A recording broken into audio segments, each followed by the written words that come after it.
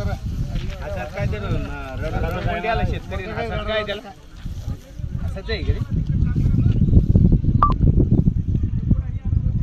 तोंडात आलेला घास होता ना सगळं गेला नाही मग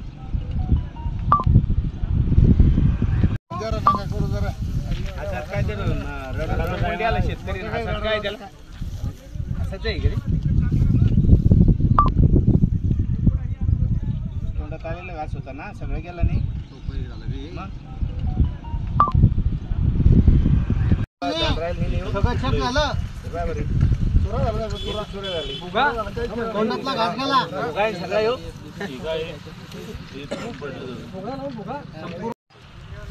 काका मला सांगा काय नुकसान झालं आणि कशानं झालं आणि कधी झालं तुमचं नाव काय? माझं नाव अशोक सोनुने लिया गावचं आहे मी. तर आमच्या शहरात काल संध्याकाळी 5-6च्या दरम्यान अचानक वादळी वाऱ्यासह पाऊस आणि गारपीट आणि या गारपीटीने एवढं नुकसान झालं जवळपास 100% नुकसान झालेलं आहे आणि प्रशासनानं याकडे लक्ष देऊन आम्हाला 100% नुकसान भरपाई मिळायला पाहिजे. काका काय नाव आहे तुमचं आणि काय नुकसान झाली कशानं झाली? माझं नाव श्रीरंग भाऊराव महाकाळ, राहणार शेलूत, तालुका भोकरदन, जिल्हा जालना. मी एक अल्पभूधारक शेतकरी असून मी गहू, हरभरा, मक्का अशी पेरणी केलेली होती आणि काल सायंकाळी 6 वाजता अचानक गारपिटी आणि वादळी वाऱ्याचा पाऊस झाल्यामुळं सर्व पिकाचं 90% जवळजवळ नुकसान झालेलं आहे आणि होतेचं नव्हतं झालेलं आहे. तरी सरकारने याच्यावर जास्तीत जास्त लक्ष देऊन विचार करून जास्तीत जास्त भरपाई देण्याचं विनंती.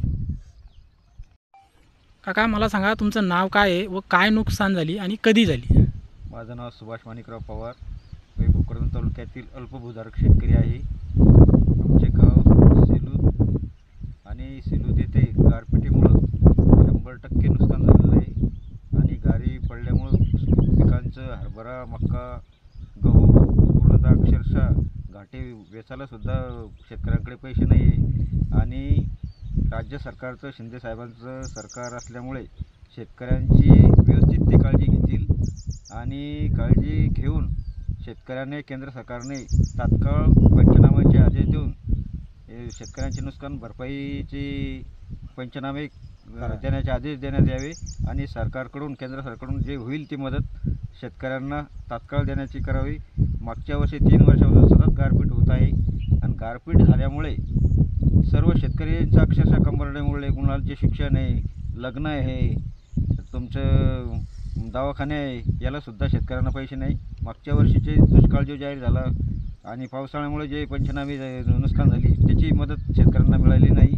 तरी केंद्र सरकारने राज्य सरकारकडे आम्ही शेतकऱ्यांची हात जोडून विनंती आहे की तात्काळ पंचनामे करून आणि आर्थिक मदत हे शेतकऱ्यांना जास्तीत जास्त स्वरूपात देण्यात यावी अशी आमची सर्व शेतकऱ्यांची विनंती आहे.